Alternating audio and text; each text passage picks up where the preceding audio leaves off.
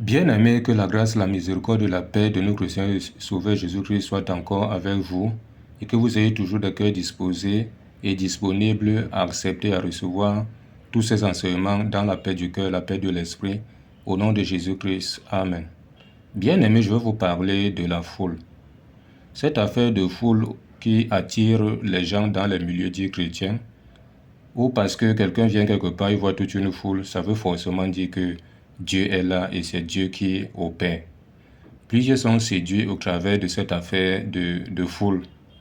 Vous allez trouver une de nous qui a 1000, 5000, 3000, 4000, 10 000 membres, ainsi de suite, 50 000 membres. Ils sont même représentés un peu de partout dans le monde entier. Et les gens, d'autres même se vantent eux-mêmes d'appartenir à de tels milieux. Et sur la lumière de la parole, c'est ça. Jésus-Christ dit à Matthieu 7, du verset 13 au verset 14.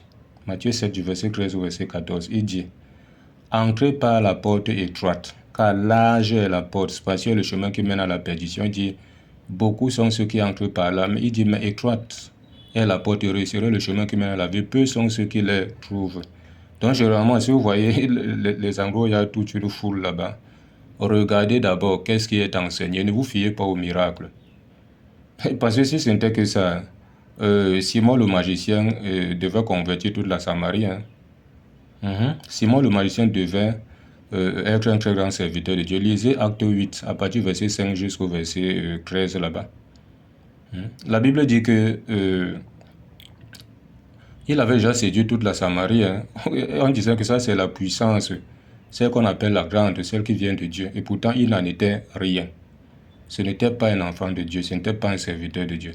Donc ne vous fiez pas au miracle, ne vous fiez pas aux manifestations de la puissance diabolique qu'on attribue à la puissance de Dieu. Non. Donc ne soyez plus séduits par la foule. Il dit étroite est la porte et resserré le chemin qui mène à la vie. Peu sont ceux qui les trouvent. Peu. Donc peu sont ceux qui les trouvent. Et là où il y a la vérité, là où la parole est véritablement enseignée, là où Dieu se manifeste, là où le Saint-Esprit se manifeste, peu sont ceux qui trouvent de tels endroits. Si on ne te tient pas par la main, si tu n'as pas le discernement, tu vas tomber n'importe où. Donc ne soyez plus séduits par la foule. La foule ne fait pas d'un lieu un lieu où Dieu opère.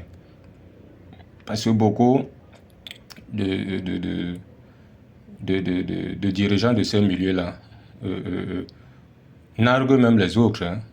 Ils disent carrément que moi j'ai 10 000, 15 000 membres, ainsi de suite. Toi, tu as combien de fidèles là-bas? Tu n'as qu'une poignée de fidèles. Dieu n'a rien à foutre de tout ça. Il lui-même dit à Matthieu 18, du verset 19 au verset 20. Matthieu 18, du verset 19 au verset 20. Il dit,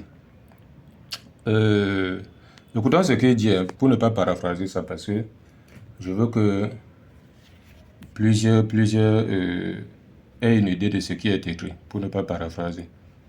Matthieu 18, du verset 19 au verset 20. Écoutons ce qu'il dit. Il dit, « Je vous dis encore que si deux d'entre vous s'accordent sur la terre pour demander une chose quelconque, elle leur sera accordée par mon Père qui est dans les cieux. Car là où deux ou trois sont assemblés en mon nom, je suis au milieu d'eux. » Quand il dit deux ou trois sont assemblés en son nom, il n'a pas dit là où des milliers de personnes, des dizaines de milliers de personnes sont assemblées en mon nom, je suis au milieu d'eux. Non. La preuve en est que c'est dans ces milieux-là que vous voyez la fausse doctrine répandue. Les femmes prient les têtes non voilées, il y a les femmes pasteurs, on vend tout là-bas. Celui qui fait office de serviteur de Dieu est plus riche même que tout le monde là-bas. Il y a les fidèles pauvres qui sont là, qui n'arrivent même pas à manger. Mais il les dépouille même encore. C'est là-bas. Vous avez vu Jésus faire ça. Il dit là où deux ou trois sont assemblés en mon nom, je suis au milieu d'eux. Et quand on dit deux ou trois sont assemblés en mon nom, qu'est-ce qu'on met dedans? Ils sont assemblés au nom de Jésus selon la vérité. Pas selon le mensonge, parce que Dieu n'est pas dans le mensonge. Dieu n'est pas dans le désordre. Il dit à 1 Corinthiens 14, verset 33, que Dieu n'est pas un Dieu de désordre. Et Jésus-Christ dit à Jean 8, verset 44, que vous faites les œuvres de votre père, il est menteur, père du mensonge, il ne se tient pas dans la vérité. Le diable, c'est le menteur, père du mensonge. Donc Dieu n'est pas là quand tout ce qui se fait là n'est pas en conformité à sa parole. Il n'est pas selon la vérité. Il dit à Jean 17, verset 17. Il dit, Père, sanctifie-les par ta vérité, ta parole est la vérité. Donc, demeurez abondamment bénis, restez toujours dans les vrais enseignements des véritables serviteurs de Dieu qui sont toujours là pour se rassurer que vous êtes nourris de la bonne parole et non de vous égarer et non de vous dépouiller. Au nom de Jésus-Christ, Amen.